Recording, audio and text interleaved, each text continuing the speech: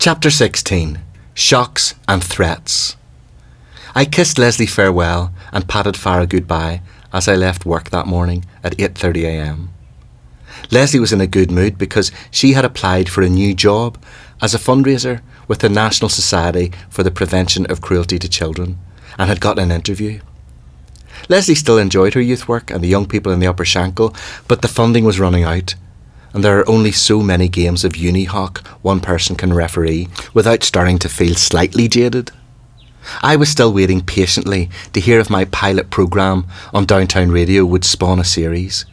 I lived in hope.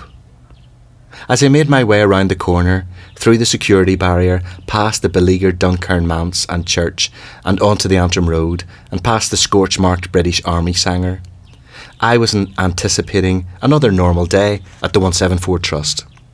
Outside the Salt Shaker Centre, the remains of another burnt-out vehicle were being removed from the main road, and the new graffiti on the shutters of the drop-in centre was male genitalia rather than paramilitary propaganda.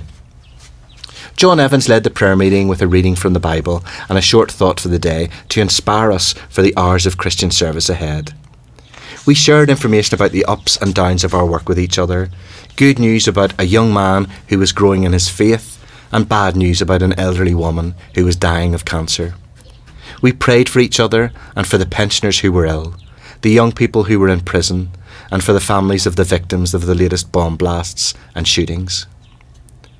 If God had listened in advance to the Downtown Radio morning headlines, he would have known exactly what suffering we were going to talk to him about. After the morning prayer meeting, I had a get-together with Dave Moser to discuss plans for some of our young people to spend a year with a Mennonite family in the USA. We believed it would be a life-changing opportunity for some of our young people who had difficult lives but great potential. I couldn't imagine anything so far away from the tensions of North Belfast as life with a family of peace-loving Christians in rural Indiana, and it seemed as if our plan was going to come to fruition. After the meeting, I returned to preparing the latest issue of Prayer News, which we posted to our supporters across Northern Ireland and the world. I was interrupted several times by members of the Unemployed Club asking me to phone the Dole office to help sort out their benefits.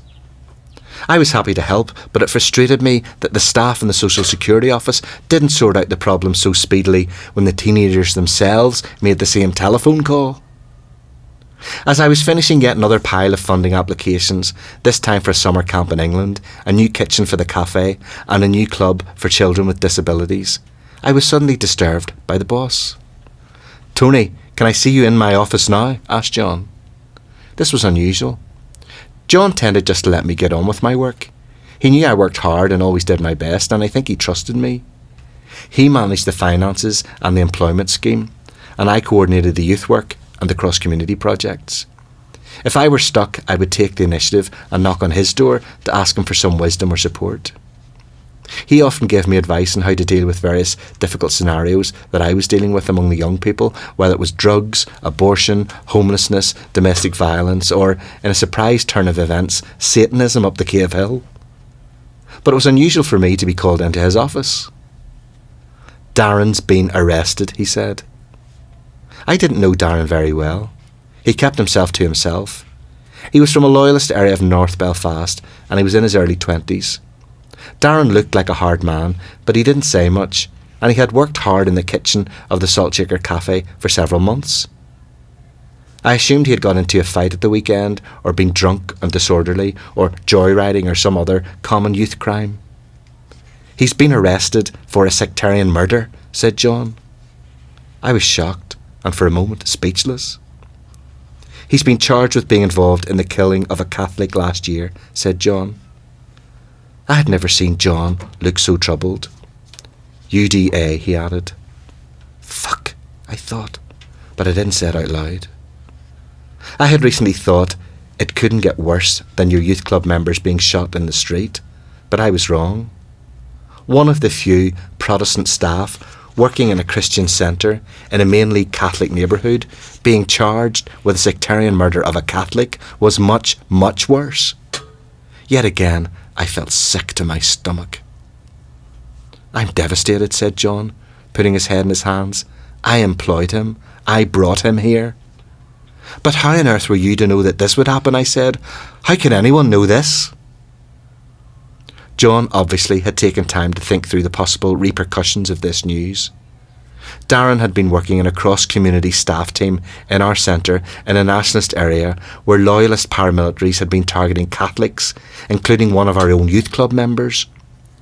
John explained that so far there was no suggestion that Darren had been involved in any incidents in the new lodge since he'd been working here, which was only marginally reassuring. This was still a disaster for the 174 Trust. The IRA won't be too happy, said John. Well, I'm worried about that too, to tell you the truth, I said. A not very happy IRA usually led to bloodshed. It dawned on me very quickly that there were ramifications for all of us at the Saltshaker Centre as a result of Darren's arrest. I had so many questions. Did he come here looking for potential victims among the people he worked with every day? Was he profiling the unemployed young people who frequented the cafe during the day for loyalist paramilitaries? Was he deliberately sent here? What would the lads think? What would the IRA think? Would the provost suspect that we brought him here? Would they think we were running the centre as a cover for a loyalist spy operation?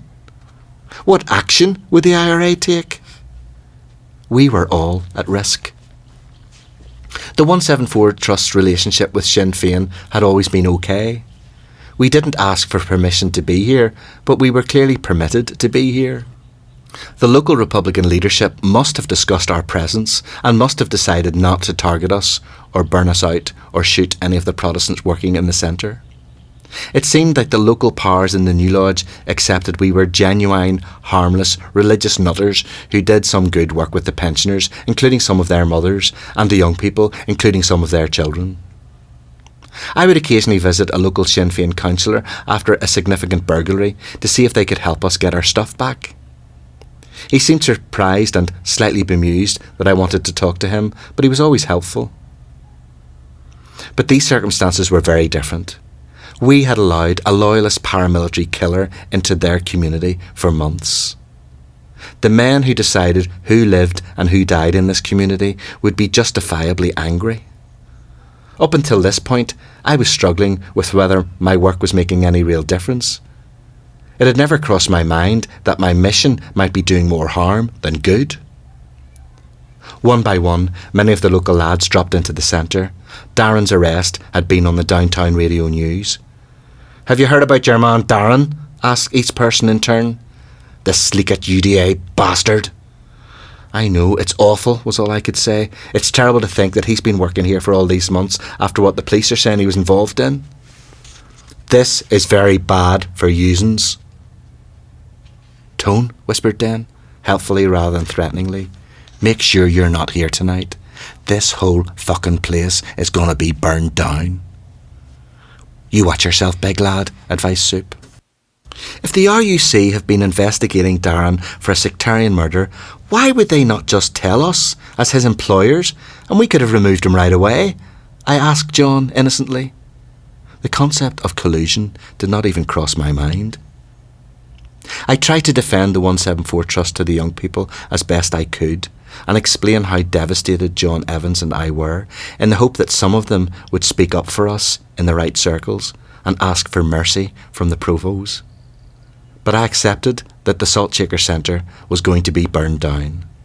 All of our work would be ashes by the next morning.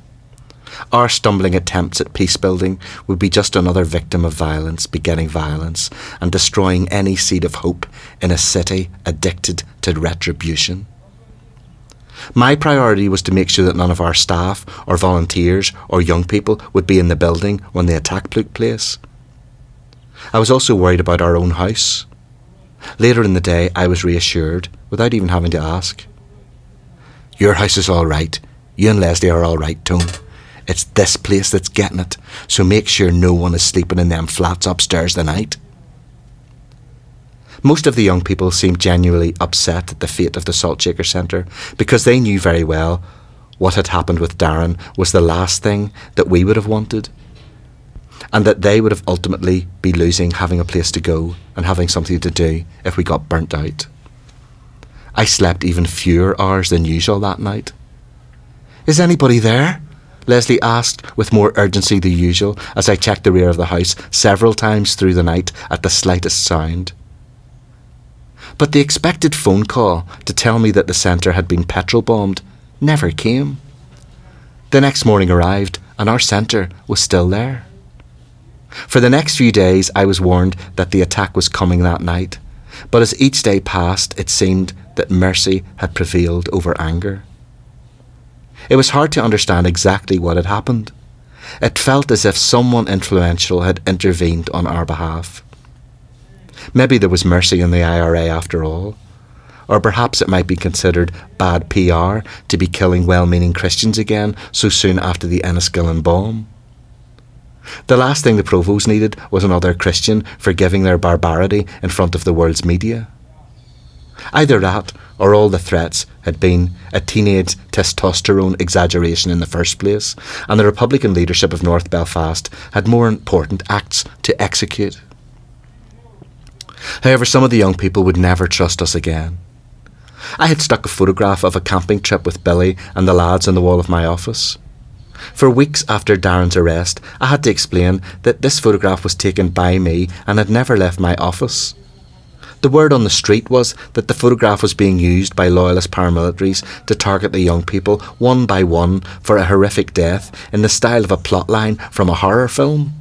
Thankfully, no one else came to harm, but the whole incident proved to some of the young people that even though we were well-meaning Christians, we were still prods, and ultimately we simply couldn't be trusted.